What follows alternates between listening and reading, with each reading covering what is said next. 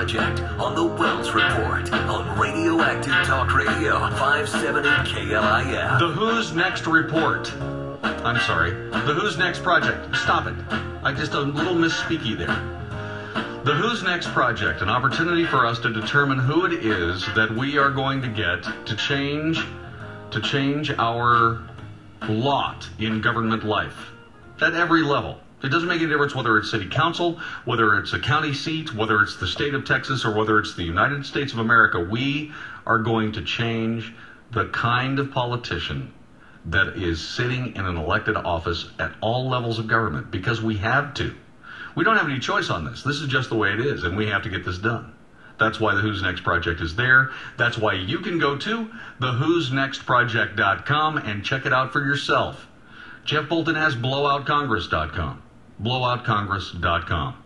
And every day at 6:35, we discuss who we're going to, after we blow them all out, who are we going to replace them with? The next guy that may be in one of those seats joins us now. He is a Libertarian candidate for the 32nd Congressional District of Texas, currently held by Pete Sessions, John J. Myers. John, welcome to the Wells Report and the Who's Next Project. Thank you so much. You got a lot of votes on the Who's Next Project, and that's why you're here. Thank you. What we're trying to do is we're trying to give you guys, the people that don't necessarily have the big backing of the big parties, an opportunity to speak, where people can ask their questions. By the way, you have an opportunity to ask John J. Myers any question you'd like regarding life in the Congress of the United States, coming up in just a couple of minutes. But first, let's find out a little bit about you, John. What do you do for a living? I own a promotions business in Dallas. Okay, cool. What do you guys promote? We do T-shirts, we do embroidery, we do laser engraving, things like that. Really? Leave me a card. I need some Wells Report stuff. Okay, well, we got to get that done. Absolutely. Okay, so there you go, John David. You know, come on. No, you got to charge me full price. That's just the way it goes. All right, John J., you run a promotions company. Why do you want to be a United States congressman? Well, I don't. The thing about it is it's never been my interest to be a congressman, but at this point, someone's got to do it. And I mean, it's gotten to the point where the left and the right, I mean, as soon as they get in power, they do so much to strip away the Constitution from one side, and then the right gets in and strips away the Constitution from the other side.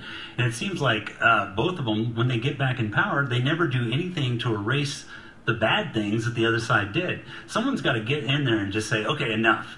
We're repealing all unconstitutional laws. If it's not in Article 1, Section 8, I don't care what McCulloch versus Maryland says. If it's not in Article 1, Section 8, we're going to repeal the law.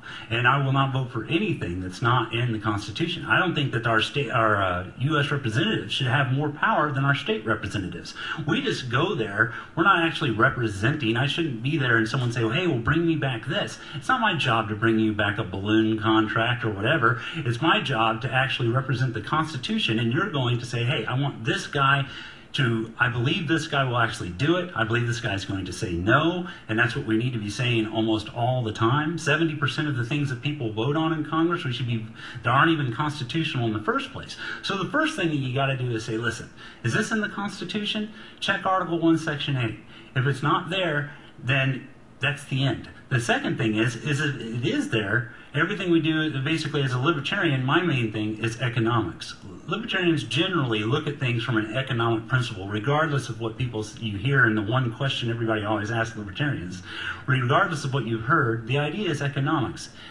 Are we really doing the right thing for the country and with our money, and are they spending it correctly? So even if it is in the Article 1, Section 8, that doesn't mean that we automatically vote for it. Okay, Article 1, Section 8, the Congress shall have power to lay and collect taxes, duties, imposts, and excises to pay the debts and provide for the common defense, the general welfare of the United States, but all duties, imposts, and excises shall be uniform throughout the United States. It also goes on to say to borrow money on the credit of the United States, to regulate commerce with foreign nations and among the several states and with the Indian tribes, to establish a uniform rule of naturalization, uniform laws on the subject of bankruptcies throughout the U.S., to coin money, regulate the value thereof and of foreign coin, and fix the standards of weights and measures, to provide for the punishment and counterfeiting or of counterfeiting of the Secretary of the Securities and current coin of the United States, to establish post offices and post roads, to promote the progress of science and useful arts by securing for limited times to authors and inventors exclusive right to their respective writings and discoveries. And I heard him actually talk about that the other day. Barack Obama, for the first time, talked about patents, and I thought, oh my God, he's talking about something that's in the Constitution. Isn't that crazy? That amazes me.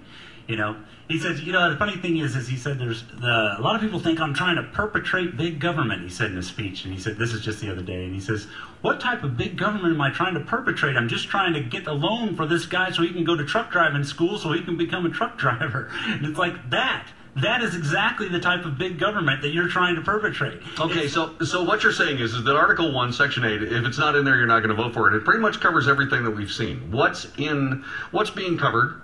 What is the law that's being passed by the Congress of the United States that isn't covered by that? Give me a couple of examples. Well, the bailouts aren't covered by that. Right. Cash for clunkers isn't covered by that. Healthcare isn't covered by that. What else? Boy, the list could go on forever.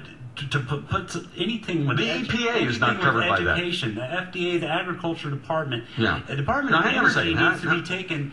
Department of Agriculture needs to go. It's $76 billion a year, and all it does. Well, it should be. I disagree with you. Hang on a second. I disagree with you about the Department of Energy. It shouldn't be done away with. It should just be renamed to the Department of Suppression of Energy. Exactly, and that's exactly right, because it's $24 billion a year. And so what we really need to do is take the part of the Department of Energy that's nuclear, that's in regards to weapons, and move that to the Department of Defense. Okay, so that part goes there. The rest of it needs to go completely, because all it is a restriction on the one type of energy that could really save this country. France is getting like, what is it? It's over, I'm not sure of the number, but it's like over 70% of their energy comes from nuclear energy.